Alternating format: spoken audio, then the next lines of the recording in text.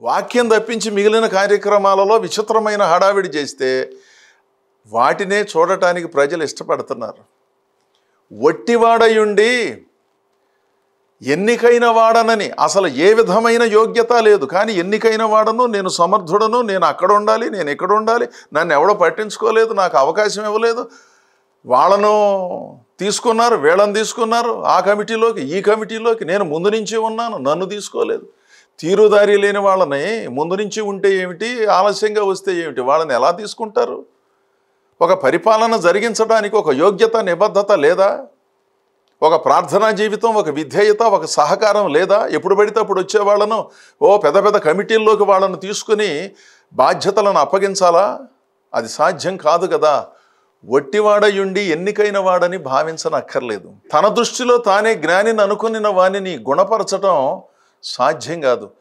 తమకు తామే బుద్ధిమంతులను అనుకునే వారిని ఎవ్వరూ బాగు చేయలేరు. దేవుని సన్నిధిలోనండి ఒకటే నేర్చుకుందాం, నేర్చుకుంటూ నేర్పిద్దాం, తెలియని సంగతులు తెలుసుకుందాం, అణుకువగలిగి ఉందాం, కాస్త బుద్ధి వికాసంతో ఉందాం. అలాంటి వాళ్ళను మీరు అనుసరించాలి, అలాంటి వాళ్ళని మీరు ప్రోత్సహించాలి, ఆ గురువుల దగ్గర నేర్చుకోవాలి. అప్పుడు మన కుటుంబాలు, మన సేవలు, మన సంస్థలు, మన క్షేత్రాలు అద్భుతంగా విలసిల్లుతాయి.